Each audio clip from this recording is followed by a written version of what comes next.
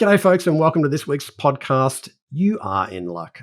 Seriously, I have found somebody awesome for you to hear in relation to product development. So, what do I mean by that? Well, you probably run a services business or a product business. You're probably not a tech founder, and you're always looking for the next idea, the next service, the next product that can really help your client solve problems, that can help your business scale.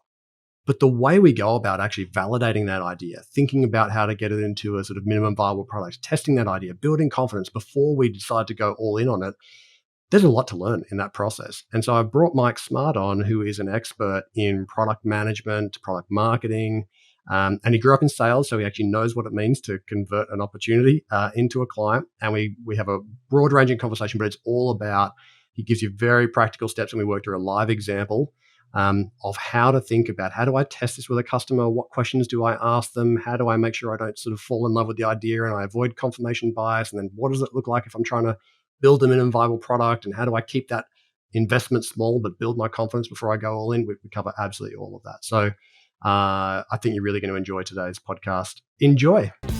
Welcome to the Scale HQ podcast, your weekly injection of tips and insights into the secrets of scaling.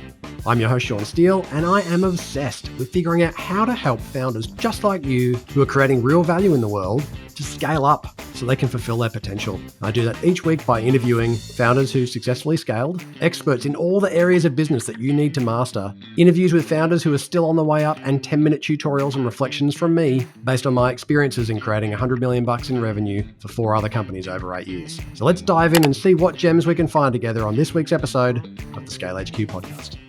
G'day and welcome back to our regular listeners, and to anyone joining us for the first time, we are thrilled to have you. My guest this week is Mike Smart, product marketing, product management legend, founder and managing principal at Egress Solutions, where, Mike, as I understand it, you're helping companies and also actually private equity and perhaps VC firms to make sure that the products either within their company or within their portfolio are like hitting the mark, they're getting to market fast, they're building profitable products, and it's actually adding to their competitive position. It's great to have you on the podcast today. How are you, Mike? Sean, I'm doing well, and I appreciate and I'm honored to be here. And hopefully we will have a great conversation, because I understand a lot of your listeners are not technology companies. So I have the work to say, how does this apply to the broader universe of businesses? And I'm happy to contribute to that in any way I can. Fantastic. Well, when I heard you on the Silicon Valley podcast, I know Sean Flynn quite well. I was like, I have to chat to Mike, because I have, I support, in Scale HQ, our clients, but also our listeners. We have a lot of founders in the 1 to 20 mil rev range. Most of them are non-technical founders. They're running services businesses or maybe product businesses, but they're not SaaS businesses. They often don't even have any recurring revenue streams in their business models at all. But they are, of course, always looking at launching new products, launching new services, trying to get them to market, trying to get them to sell, trying to get them to scale. And there's a lot of methodology. I was listening to you, I was thinking these principles apply in all these businesses. It's not just a software thing, even though you might spend a fair bit of time there, because of course that's it's a big driver of growth. But there's lots of methodology right there, and you spent your career in product marketing and product management. And one of the things I loved in your LinkedIn bio was it said product consulting that accelerates product sales growth.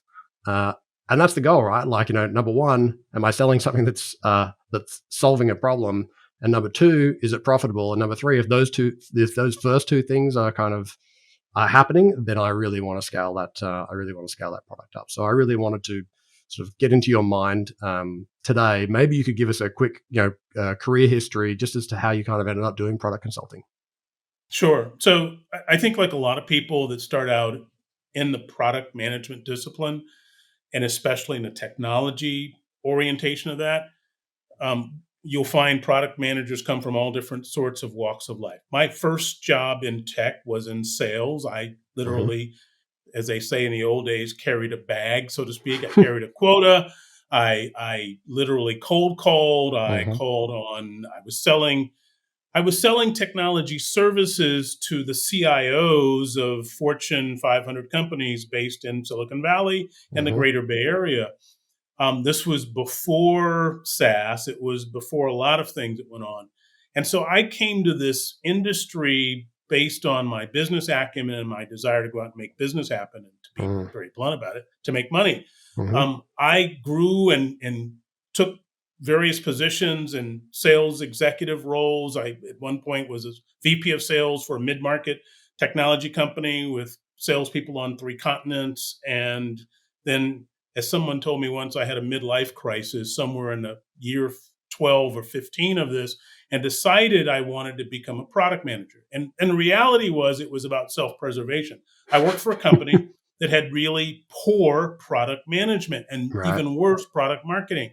Yeah. And as a seller, it became just absolutely Mm. painful for me to go out and engage with clients. And I started working with people back in the office when there were offices Mhm. to help fix this so we could go forward. And I finally went to the CEO and said, I'm either going to change jobs and fix this outright for the organization, or I'm probably not going to stay here. And Mm. it's not a threat, it's just a promise that I can't continue to make this stuff up and go Yeah. sell it and then hand it back to engineering and say, now make this happen. It's backwards. Mm. And while he resisted the idea, he got a lot of influence and feedback from others that he's the right guy. And Mm. they took me in, and I learned how to do this work, and I fell in love with it. I absolutely found that this was the place. It's like, so what took me so long to do this? I found that I was able to touch the parts of the business that made sense to me. Um, I was able to touch the part of the business that made sense to me. I was able to influence the areas of the business strategically. I could talk to the technical people that were coming up with the Yeah. decisions to decide. And I said, this is where I belong. This is the vortex of where I want to be. So that's how I got here. And then escalated based on just the idea of I became an expert at fixing broken product management processes. Huh. You know what's interesting about that, Mike, is I grew up in sales as well, and so we probably had lots of similar experiences where you were having to basically go out there and sell the world. And this is probably back in the days where maybe well, one of the things that I notice is that a lot of it feels like a lot of product marketing and product management come out of marketing, which is great. They're typically good at understanding the customer's need, trying to build a solution that kind of makes sense. But in the absence of actually ever having had to communicate that to a customer, understand their needs live, and then convert that into a sale, feels like there's a huge gap. So actually having somebody who's come from the sales side to go, that's nice. And yes, I hear the customer said they like that or they want that. But in reality, I know in that conversation, that's not the thing that's going to get them over the line. Like the thing that's going to get them over the line is this, because that's the real problem, or that's the real emotive trigger, or that's the real pain point for them. That's what we need to understand. I think salespeople are probably far better at that. Have an advantage, I think, because they've had to live and die by that side. I Did you think find that? I think I think there's truth to that. That their salespeople have a what I'll call a unique perspective. They're at the point of sale, no pun intended. They're literally on the front line where the transaction is going to happen, and if they are observant, if they are objective, if they are students of human behavior, they will sense and understand and know the resistance to a purchase decision. They'll hear the objections to a purchase decision. They will hear the level of risk balance that the buyer is actually sitting in. You're the CIO of a major corporation, and you're proposing, and I'm going to my background, proposing a multi-million-dollar solution, which includes hardware and software, and it's 20% of that CIO's budget. If they bet wrong, they're out of a job, Mm. right? Mm-hmm. So these are in my world, these were bet your job kind of decisions. And if you see that and you understand there are gaps in the holes in the solution, then the salesperson has the ability and potentially the exposure to provide input to marketing upstream, product marketing upstream, and ultimately even product management. These are the things that people on the whole are reacting to that are unfavorable about our solution. And here's why. Mm. I was always the lean in on the how, meaning the solution kind of salesperson, which meant that I had pipelines into engineering, even in my best days of sales, because I could extrapolate what I call requirements or gaps and bring them in. And I had a way of saying them and articulating them in a way that were objective, that made it useful for the people who were making the planning and product decisions to use that information to help plan on building and filling gaps. Mm. And I think there are a lot of salespeople who can do that. It's not a sales job, Yeah. so it doesn't automatically translate. And then the Mm. reality is there are some salespeople that are, we'll say, near term, tactical in their focus. And in Mm. order to do this, to make it beneficial to the rest of the organization, marketing, product management, and engineering, you kind of have to have a strategic thought process, which means it's not about the transaction. Yeah. It's about the broader set of transactions that we're engaging with over the long haul. And a lot of salespeople have that skill, but many do not. They struggle because, well, if I don't make quota, game's over. Yeah. And Yeah. and that's valid, but it doesn't help sort of move the planning needle upstream. So I've got lots of questions for you, Mike. And so I think, but what might be helpful is for us to put ourselves in the minds of the people that we're talking to, which let's assume that they could be running a recruitment business, or, so it's just this sort of selling really kind of people on a service, or they do pest control, or they do, they're a legal services firm, or, like they don't have anything, like they're often selling knowledge, or a process packaged up in a service that delivers an outcome. When they're thinking about, like, let's just say I'm the legal services team and I'm planning on going into a new, I don't know, area of specialization. Like, I think it's a great idea for us to get some specialist legal services guys in, I don't know, mergers and acquisitions, because we don't really have a skill set in that. We do all sorts of commercial stuff. We don't do M&A. Okay. What are the starting principles? Like, what are the steps that you would get that founder to think through before they decide whether that's actually a good idea? Or not, whether they should spend any time actually thinking about how do you get them to start? What are those kind of key principles that you start them off on? There is the cliche phrase, what problem are you trying to solve? Mm-hmm. And it's a perspective shift that a lot of people need to work at doing, because we're not talking about the problem you're trying to solve for your business. We're talking about the problem you're trying to solve for your customer or client's business, Mm-hmm. which requires you to have a deep understanding of the world that your client lives in. What are their aspirations? What are their fears? What are the things that are stopping or blocking them from doing the business level or the business outcomes that they want to achieve? What do they see as the biggest opportunities for them in the near term and the long term?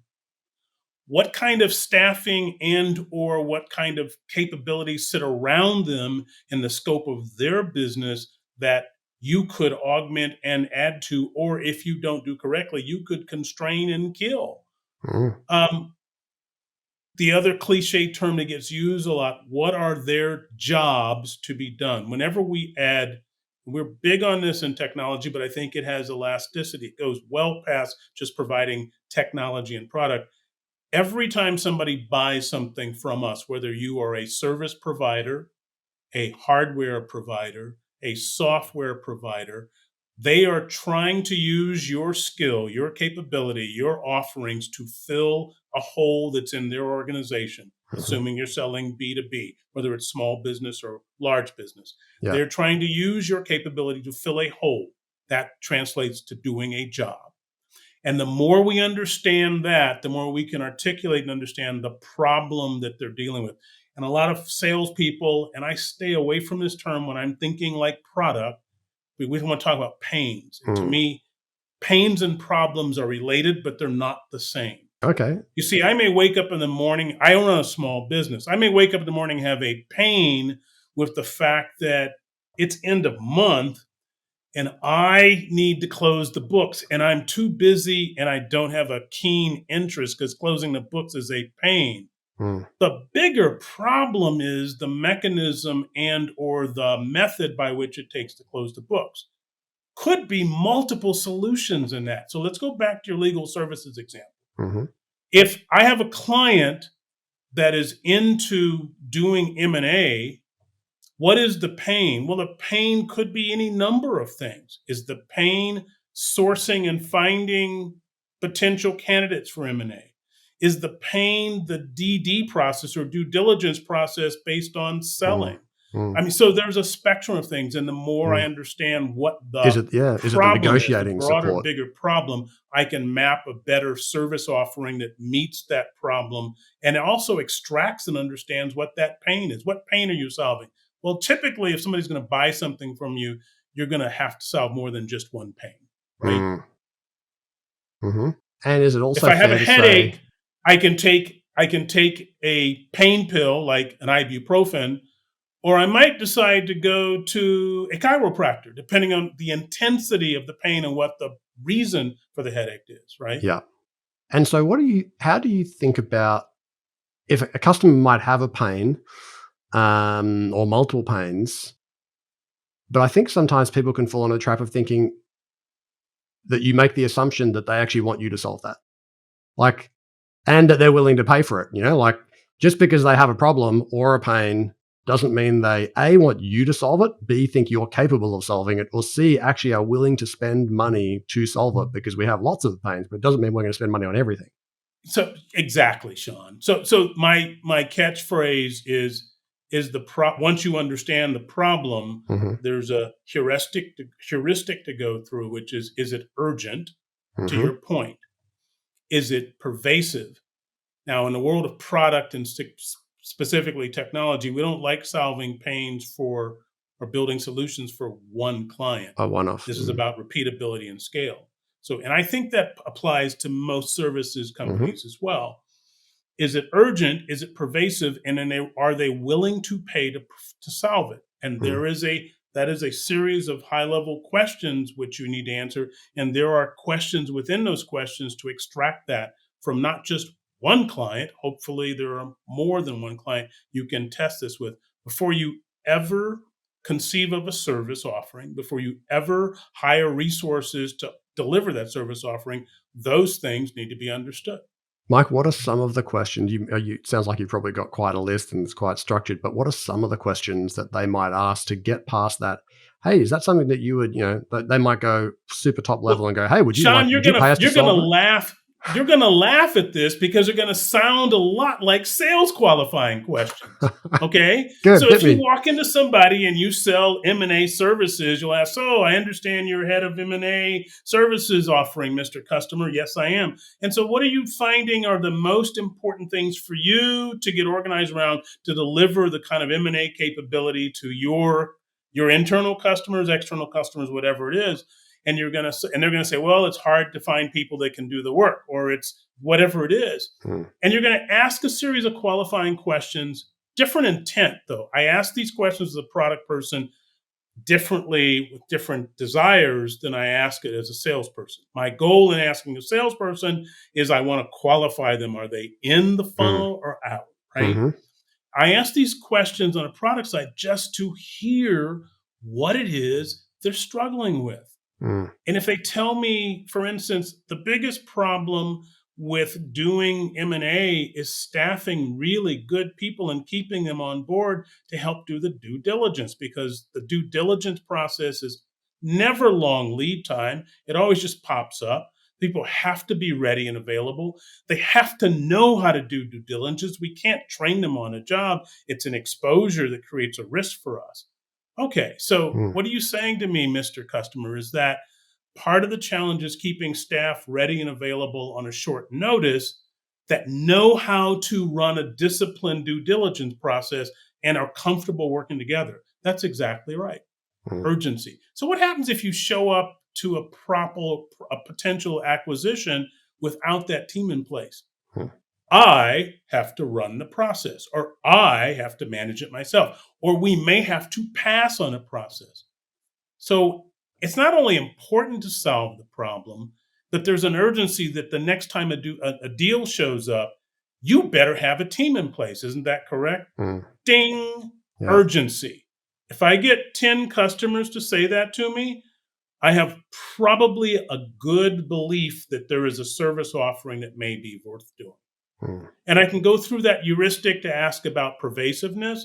That's get 10, right? So instead of one, it's 10. And then the last one is the When you question of say when urgency, you say willingness. pervasiveness, Mike, sorry, do you mean that they're likely to have that issue on an ongoing basis, or they're likely to have it, multiple times? Or do you mean, So explain what my you mean by worldview is pervasive? so my worldview is two things. If you're talking about service companies, I would want to check or validate pervasiveness on two fronts. Ongoing issue, Hmm. to your point. Hmm. So how often does this come up? Yeah. Last year we did 7 M&A projects. Hmm. Okay, that's pretty good. Mm. And then how many other clients like them are similarly situated? Whether the Mm. answer is 4 M&A projects or 24. Now I've got a 2-axis pervasiveness, right? These things come up frequently, and it's spread across a segment of the market that represents an opportunity for me as a company owner or a founder to build a service capability that can be applied to them. Hmm. Okay. Now I have two things that I'm working with, and that may be good enough for a service. That may be good enough to start thinking about what that service looks like.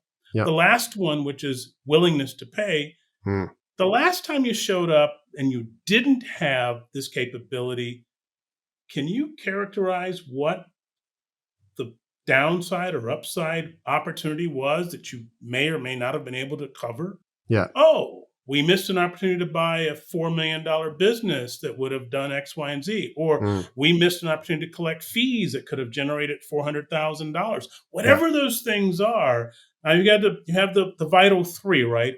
Urgent. This is a Mm. real pain. Mm. Pervasive. It happens not just one time, but many times across the spectrum, our two-dimensional spectrum. And Mm. then 3, I know from some extent that there's a real dollar cost and or opportunity cost if they don't do this. Yeah.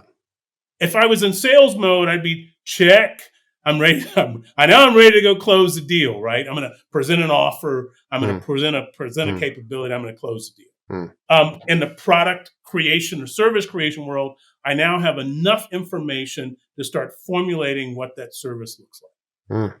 Love that. And do you think that, what do you think? I'm making the assumption, and I'd be really interested in your perspective, that people move, people are generally motivated by pain or pleasure. They're trying to avoid pain, or they'll move towards pleasure. But that as humans and with these beautiful reptilian brains, we move much more quickly, and we are much more likely to spend money to move away from pain than to move towards things that we know could be good for us, might be kind of upside.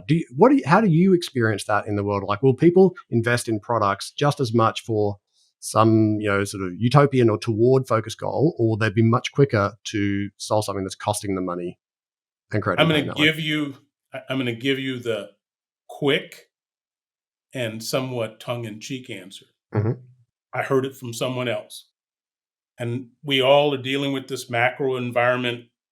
It's certainly got a lot of uncertainty in it for most of us. And this person said, in this environment, I'd rather be selling pain relievers than vitamins.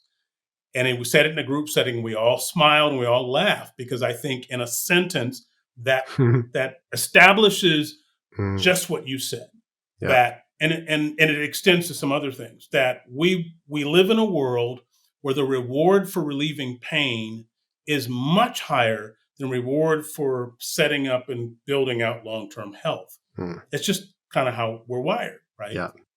And when uncertainty is around us, that balance shifts even higher to pain relief versus building out long-term health.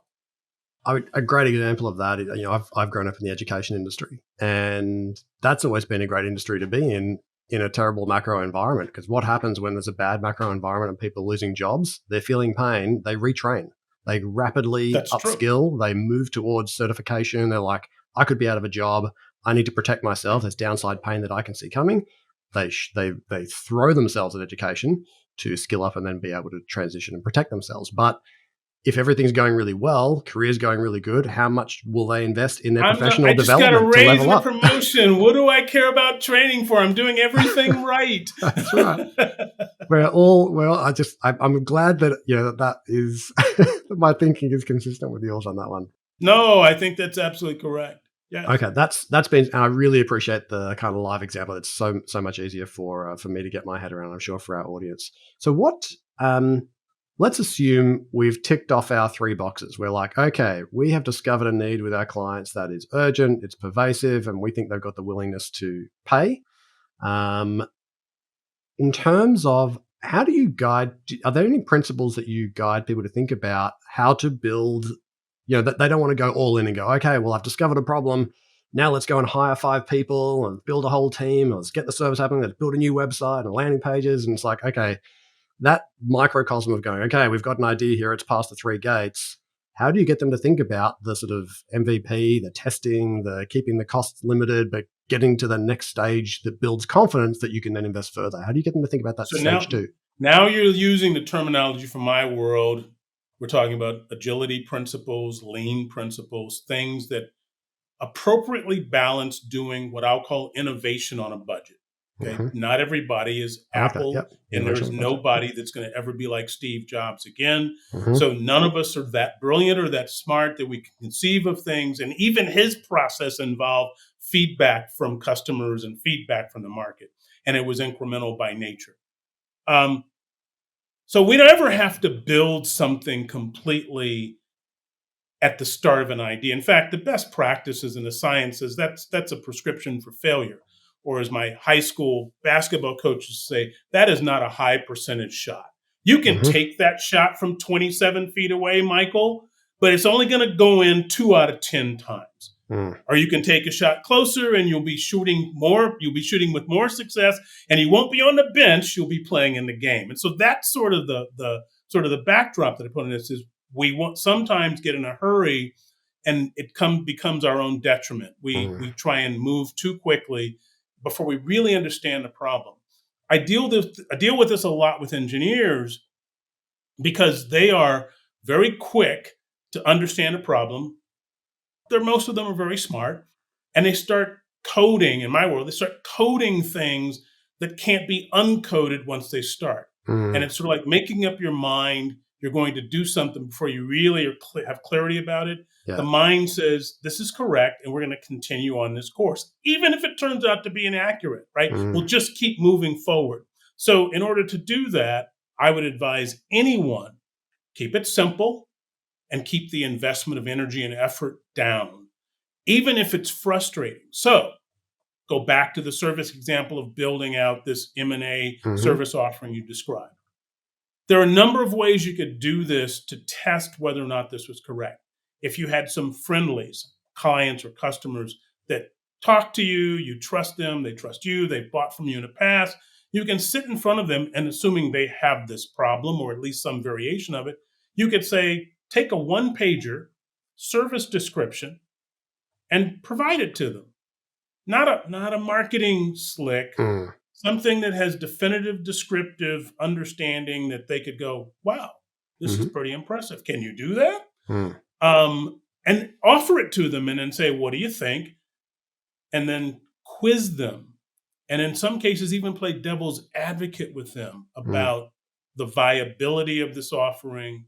What would they see as the risk of it, their likelihood of adopting it, the ideal time in which they would buy a service like this. If they were buying a service like this, how long would it take them to make a decision?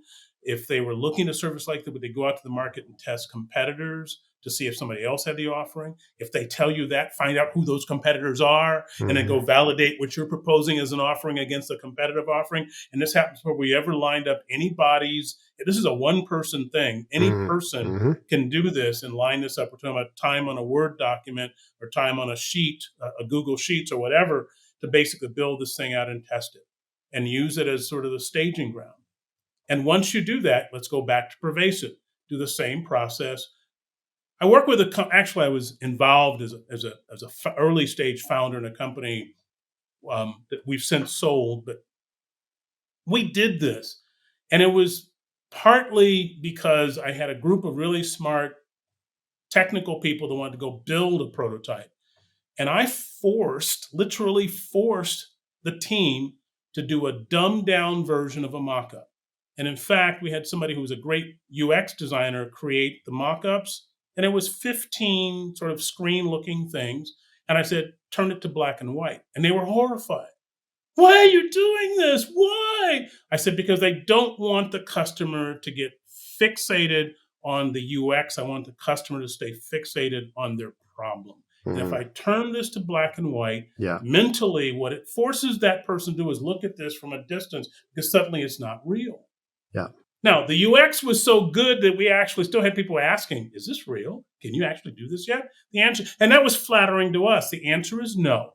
But we were able to engage in a level of conversation that went way beneath, aren't those pictures and that, isn't that we didn't care whether they thought the UX was cool or this or that. We were trying to understand the depth of the problem and what pains they were dealing with and empathize with their pains. So because that would feed our requirements or stories, that would feed our marketing messaging big time. Yeah. And then it allows us to convey and have a deeper understanding of, hey, this is really important. We do need to help these people solve this M&A problem because when they miss an opportunity to do diligence, they're basically potentially putting their company at risk in the future.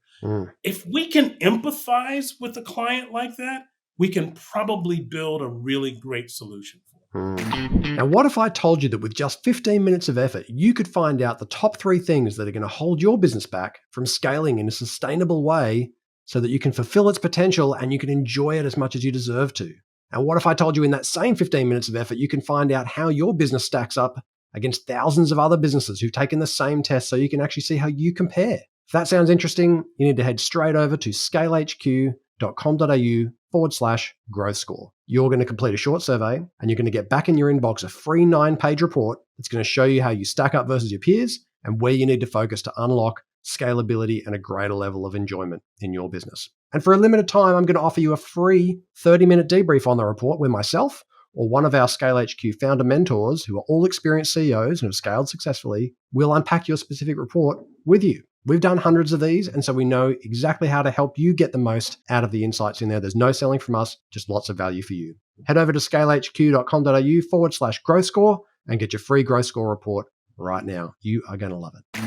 I think that's such a great, it's such a great way of building some confidence in the product. And what I like about that strategy, and I've done this a lot in B2B businesses and worked with a lot of clients on this, is like, if you've gone through that process, you've ticked those 3 boxes and you're now trying to do this testing, like find 5 or 10 people who will give you, and I guarantee you, if you go like cold to people and who are credible in their industry, let's just say, like it's a sort of, it's a B2B industry, and look for the VP or the chief of something or whatever, like they will give you 15 to 30 minutes to say, I am trying to bring something to market that solves a problem for people just like you. And all I want is your feedback. I just want to show it to you. And I want you to tell me what's good about it, what's wrong about it. Like, just help me make it better for people like you.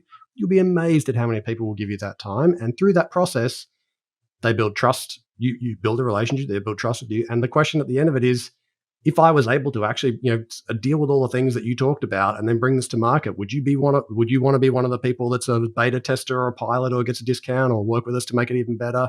You'd be amazed at how many of those people will take that product. From a salesperson perspective, this is like it's nirvana, right? Yeah. It's the softest form of a salesperson can't do this, but a product person or someone with a product lens on can do this. I'm not here to sell you. In fact, I can't sell you this today, even if I wanted to. If you wanted to buy it, there's no mechanism. I'm trying to validate some ideas.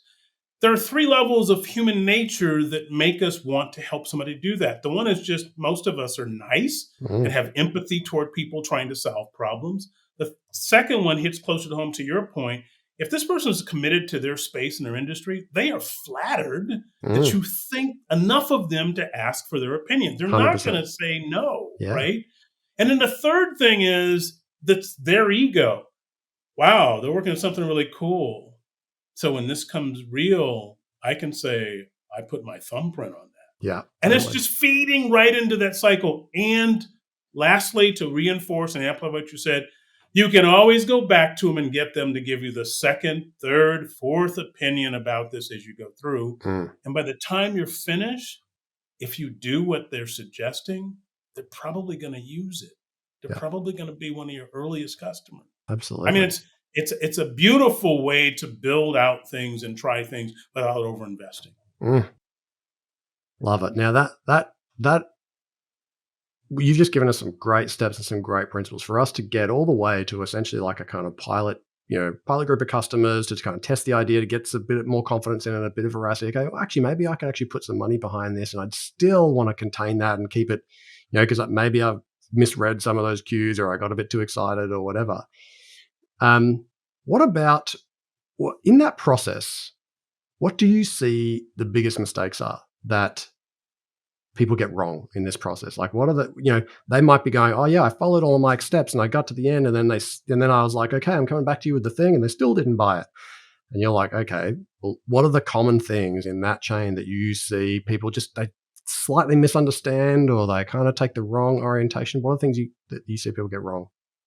I had somebody say this to me yesterday, different, not same, similar context, different industry space. They misinterpret what the customer or potential customer or user is saying by virtue of the fact that they've already concluded that they want this outcome. What do I mean by that? Mm. If I sit with you, Sean, and I don't know, let's say I'm trying to sell you a life insurance policy, something that you absolutely wake up in the morning thinking about buying, right?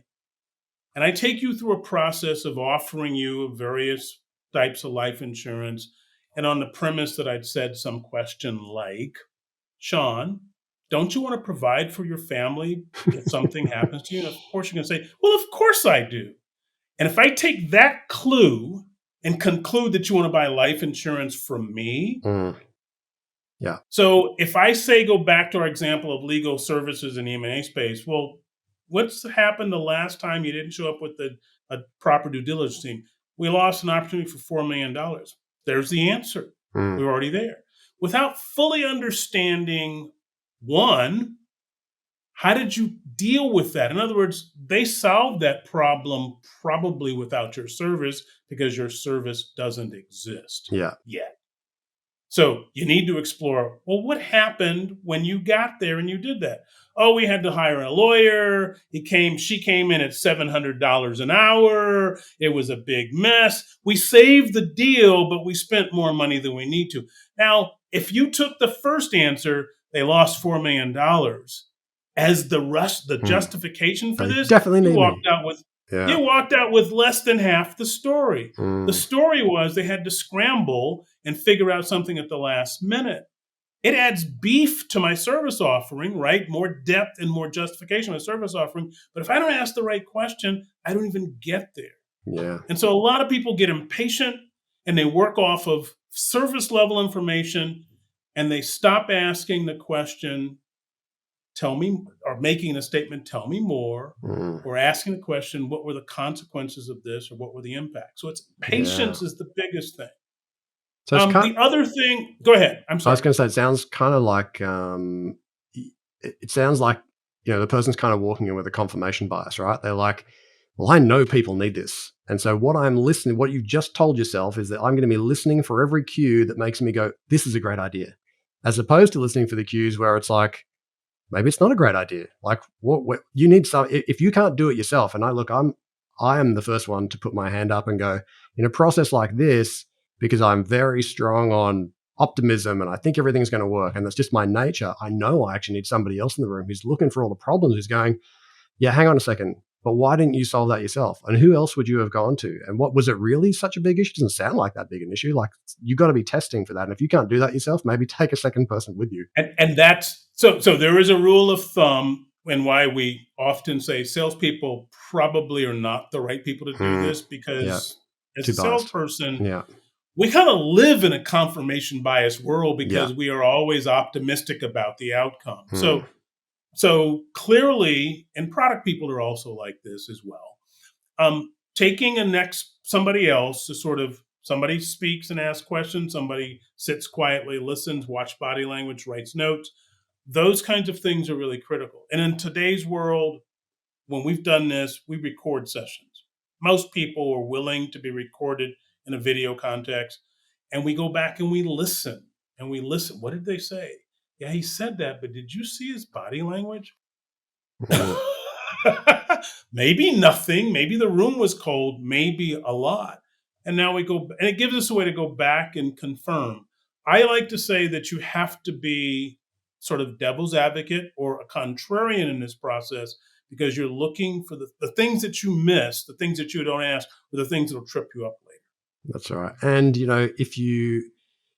if you're generally optimistic in nature and you're going into this process, think about that. If you're finding it hard to get your head around that, like, oh, that's just not my nature, maybe I miss those things, think about it as an awesome way to get your objection list developed, because some of those objections are going to be like deal That's stoppers. a good thought. That's a very good. But think about it, it's like, no, I'm going to have to sell this in the future, so I need to know what all So I the need things to I'm know, going to what have are to your deal with. objections to this?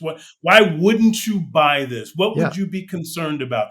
What obstacles would you have to overcome to engage a service like? And you'll hear those things that will keep you honest about the process you're in. So and the that's risk is one. assuming that just because it comes up that you can overcome it. And maybe you can't. Maybe it's a terrible idea. Like, you don't want to waste your time or your money. But wouldn't we like to know that we're in markup stage as opposed to having 5 people around expecting to get paid every 2 weeks? Let's find that out right now. And that is hard if you're in a entrepreneurship kind of model. Like I found that, you think about the worst job, really, the worst jobs are executive leadership roles, because they are the meat and the sandwich between like a CEO and a board, or a founder who's like, it's just 500 miles an hour, heaps of demands, and then you've got all these needs underneath you in the organization, and you're like this meat in the sandwich with all this pressure to deliver. And so some of these things sometimes can go a bit by the wayside, because you're like, well, I don't have time for all of that. Like, let's just do it. Let's just take the risk. And that you could end up with a lot of egg on your face. And I say that's a function of the executive in that role not having a good, well thought out process to have what I'll call the equivalent of what we used to call in sales a farming algorithm that says how the farming algorithm in sales, and this applies to how many prospects does it take to get a close. I can take the same principle. How many ideas do I have to investigate and vet to get a really great one? The ratio of selling prospects to close may be 10 to 1, 20 to 1. The ratio of good ideas, or just call them ideas, to great ideas might be 1,000 to 1. So I have to go through 1,000 ideas to get to one that's great, that's going to make me a hero, save my job, or get me promoted. Then I better start building on this principle and start building up this pipeline of ideas, right? Yeah, you have some courage, right, to hold everybody back and go, I know that you guys all think this is a great idea, but I do not know yet. And so you're going to give me some time to build some confidence. Well, and I would say it's even keep it simpler than that. It is encourage the team to come up with great ideas. If you're an executive, you have a team and resources, come up with good ideas. I don't call them great ideas. Come up with good ideas. And let's go out and kill the bad ones. That's first. That accept the fact that just because it's your idea doesn't mean it's going to work. It could be a good idea, but not a good idea for our company or our situation. That's another one. So we kill and squash all of these that don't fit. And the handful are left, the 5 or 10 have been carved out and pulled out of the many. Those are the ones to go do the investigative work that we talked about. Validate, urgent, pervasive, willing to pay. Do an investigation and a deep dive with 5 clients or 10 clients. And by the way, best science says if you do 5 interviews of that type, you're going to find out and confirm, this thing has legs or it doesn't. And if you do 10, you're going to see some normalized distribution. You can go to 100 if you need to, but at 10, you're going to see some normal distribution. The example I gave you earlier about the product where we were early seed and we built this out, at 15, we knew we had something. We did 15 interviews. We saw we had 2 or 3 people say, I don't get it. Why would you do this? And we had 2 or 3 people say, I'm ready to buy right now. And we knew that both of those answers were incorrect. And so we resolved ourselves to solve the problem around the ones that were in the middle. Some skeptical, some optimistic. And that gave us the best shaping for how to build out what we wanted to pay and what we want to invest in and build. And I think that's the formula, is that you don't have to do 100 interviews. You can do as little as 10. I'd probably say err on the side of caution and do 15 to 20, and you'll end up with some number that looks right. But that's only for the best ideas that you've come up with. Yeah. That's so interesting because if you think about that, if you were to listen, if the smaller that number, if there's going to be 20% that are going to go, yep, this is amazing, let's just do it, I'll buy right now. And if you've You only do done not want to five, build off of what they say. and you've taken the one that said that, and you're like, okay, let's double down on this Let's thing. run with it. It's done. Let's get the people on board. That's a Yeah. mistake. That's Yeah. why I say if you get to 15 or 20, you'll see this distribution. By the way, we Mm, kept doing this interviewing. We ended up with 50. mm, And the distribution never changed after 15. It mm, stayed statistically, it stayed relatively the same. mm-hmm. We still Yep. had, after we built it and showed the people, saying, I don't Yeah. understand what this is for. Well, don't forget when you listen to what Mike just said. If you think about your building of your marketing and your sales process, it's the objections are going to be in that middle group, right? Like they're the ones who are Yes. not Yes. automatically convinced. They're not so That's pessimistic. right. They're like, this is a That's terrible right. idea, but That's right. they're the ones you actually have to work through. They're the Those ones are you're your going to be outselling to. normalized buyers. Those Yeah. are the ones that are going to be conservative. They're Yeah. going to raise them, to your point, raise the objections. Those are the ones that will be challenged to part with the money because they'll be looking for proof points. And it's sort of, the classic crossing the chasm. The Main Street buyer is what you're looking at. If you Yeah. think about that bell curve and the adoption curve, those are the ones, if you answer 80% of their concerns, you have nothing to worry about. You have solved for the biggest portion of your available market.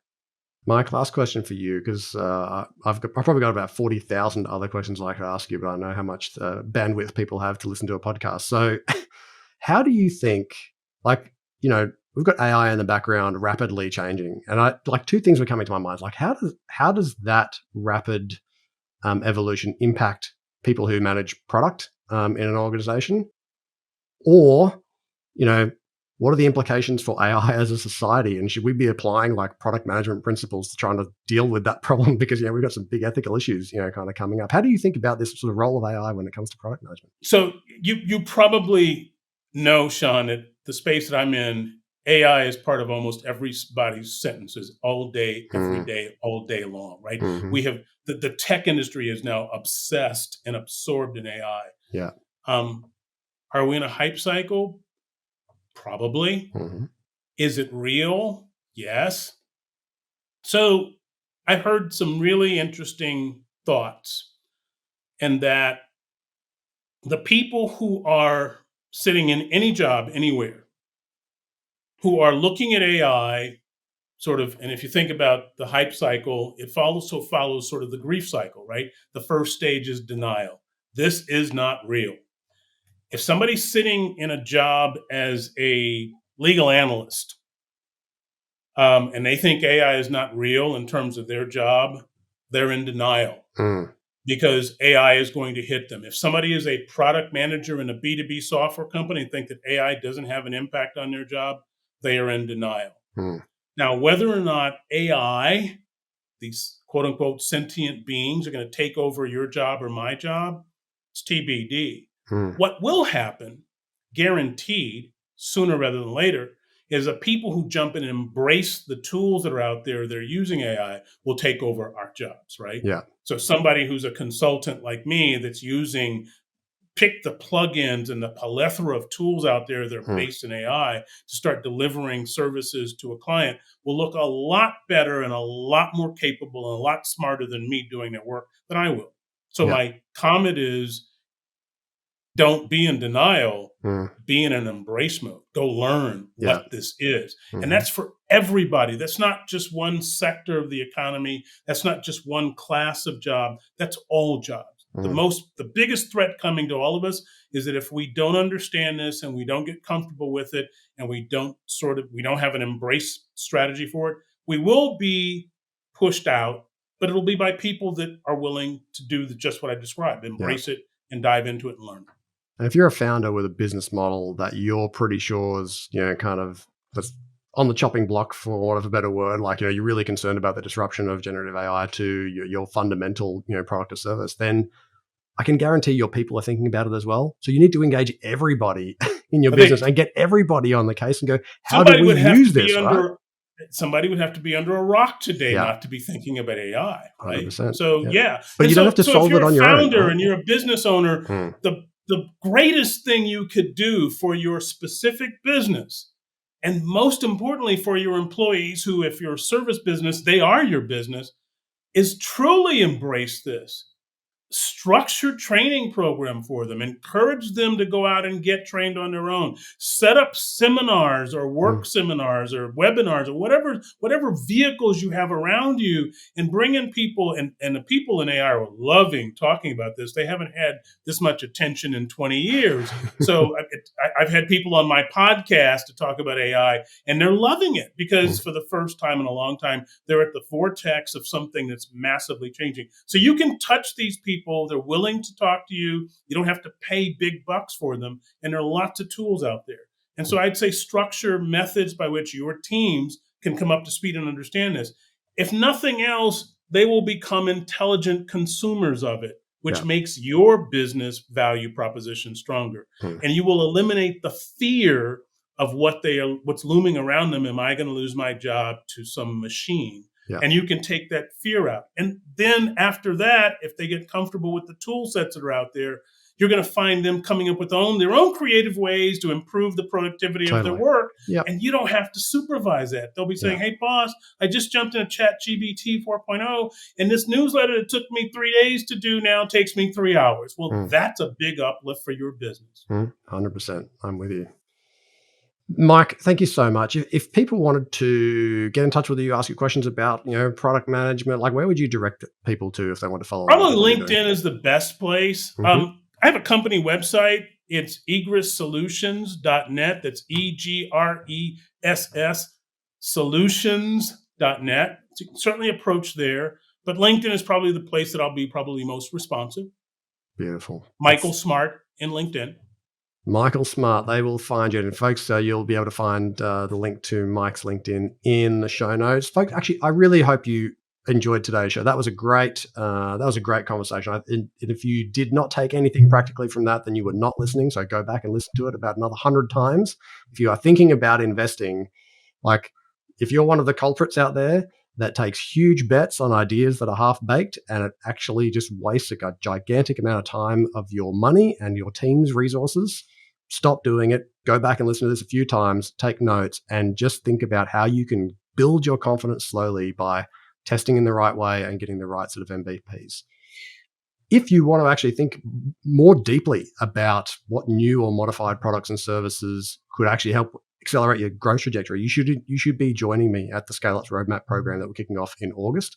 Because one of the things that we do is we really step back and think deeply about a couple of the big bets that we're going to make in our business to catapult us towards our goals. And that could be a new product or service, or it might be a business model change. It could be a whole number of things. And in that program, we're developing your 3-year growth strategy. We're optimizing your business model for scalability and for big evaluations. And we're building a really, simple and clear execution plan. And you get this great group of founders around you to build some relationships with. But if you're keen to learn more about that, go to scalehq.com.au, click on courses, register your interest, and you'll find out all you need to know about it. Mike, thank you so much. I truly enjoyed that conversation with you today. And I'm definitely going to have to get you back on the podcast because I have such a list of questions that we didn't get anywhere near. But I really value your expertise and your wisdom. Thanks for sharing with our audience. Sean, it was a pleasure to be here. Thank you for asking me. I had a great time. Thank you very much. My pleasure. Speak soon. Thanks, Mike. The team here at Scale HQ hope you've enjoyed today's episode. Now, if you want to achieve scale, but you want to know what's going to hold you back, we can help. Head over to scalehq.com.au/growth score to get your free 9-page growth score report. That's going to help you understand where your top 3 barriers are to scale. And if you'd like, we'll even do a free debrief on the report for you with no obligations or expectations, just lots of value from some CEOs who've scaled to help you on your journey. That's scalehq.com.au/growth score. And find out what's holding you back from fulfilling the potential of your business today.